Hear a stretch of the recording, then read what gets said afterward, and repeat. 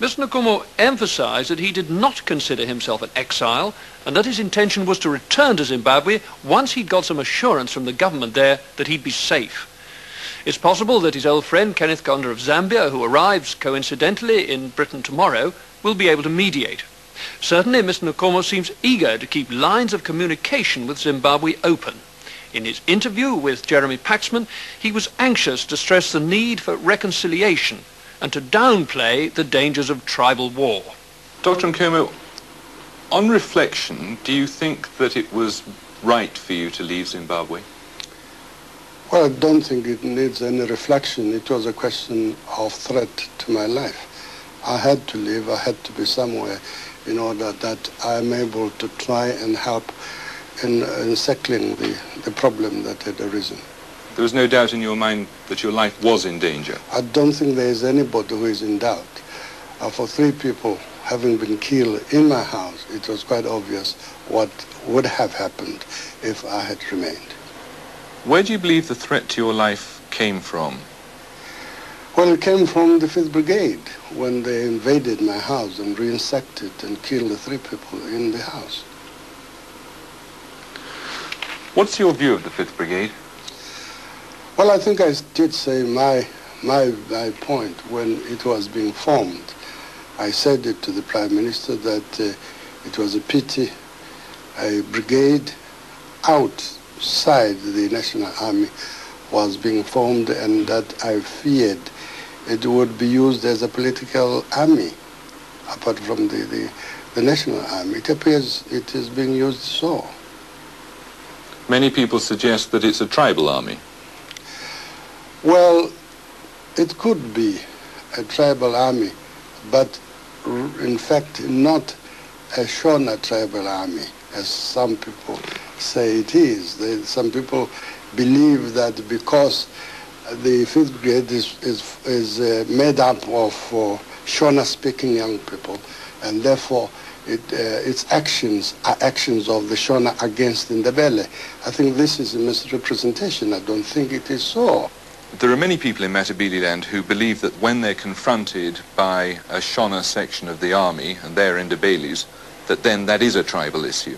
Well, when you're confronted by people who speak a language and they do harm to your life, yes, you do come to wonder whether it is not a tribal and complete Shona against Ndebele. But here I am talking as one who knows that in fact it is not so. It is a mistake for anybody to believe that the Shona have organized against Ndebele. This is not so. If it's not a tribal issue, then what is it? It could be a political issue, as I said earlier to the Prime Minister when it was being formed. I said I feared it could be a political party army, and this possibly is what it is, and not a tribal as such. It does not embrace the tribe, the people of Shona-speaking people as against Ndebele.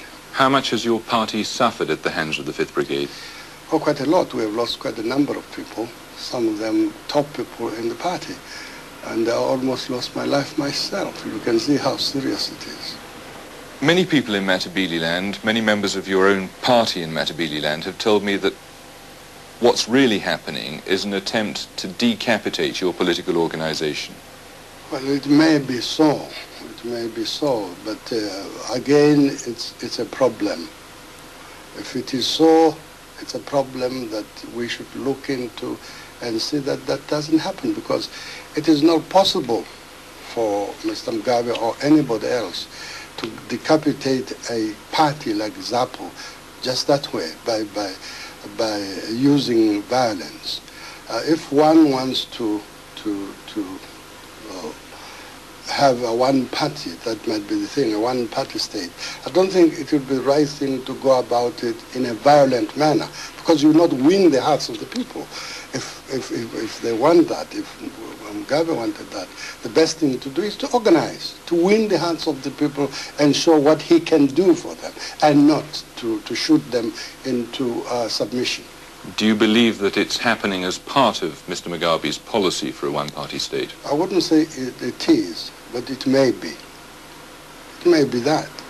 Do you concede that the government did have and does have a continuing security problem in Matabeleland? Well, the unfortunate thing is this, that the extent of the problem has never been revealed. That is unfortunate. I had tried to suggest to government that it was important to have a parliamentary select committee in order to discover the extent of the problem. But there's no disputing things like the kidnapping of the tourists, the kidnapping of white farmers, the murdering of white farmers, 4 killed only this weekend. Depends who kills them, you see. Who do you believe killed them? I don't know. This is what we have got to discover. Who kills them? Who kidnapped these people? The government claims that it's former Zebra fighters. Well, former Zebra, not Zebra. You see that? The difference between former Zebra. Who is responsible for former Zebra but government? Not ZAPU. So this is the position. The government claims that ZAPU supports the dissidents. No, this is a mistake.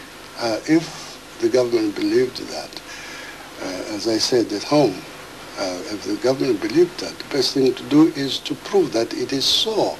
This is why an inquiry was important, to establish that. But there is nothing established. Do you condemn the dissidents?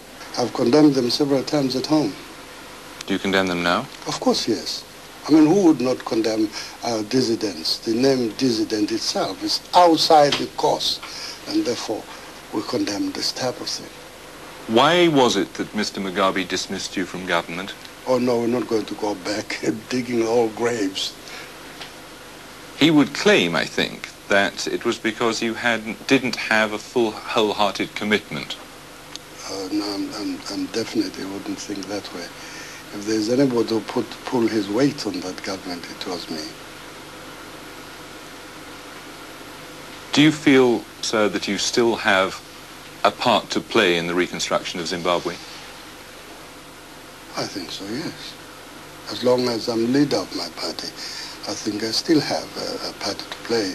Even if I were not leader, just as a citizen, I still would have an obligation to assist my country to move forward. Is there any possibility at this time of an amalgamation between your party and Mr. Mugabe's party? Well, again, here depends on how we go about it. If we go about it seriously, try and discover the ills and so on, and how we could remedy those ills, there is nothing impossible on this globe. But at a time when what you yourself call a party army is attacking and killing supporters of your party, it must make the possibility of an agreed one-party state rather more remote, doesn't it? No, things have happened in this world. Very serious, possibly much more serious than what has happened. Wars have taken place, and people who have gone to war against each other work together today. The last World War, the people who were enemies are today allies, and it means people facing the problems and doing everything possible to try and resolve them. I think the people in Zimbabwe are capable of that, of looking back, seeing where they've gone wrong, go back to retrace their steps, if need be, so as to solve the problem of Zimbabwe. People are talking about the possibility of civil war in your country. No, I don't think that is correct. It is the people who assume there is a problem between the Shona and the Bena. These are the people talking about a civil war.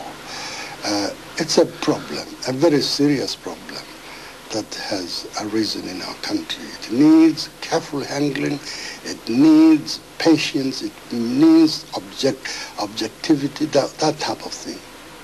I think we need that. The problem can't really be solved as long as you're outside the country, can it? Did I say I was coming to stay here permanently? Didn't I say when I first arrived here and that I'll be here temporarily, I'll be going home? My plans have not changed. Josh and Nkomo talking there. ZAPU leaders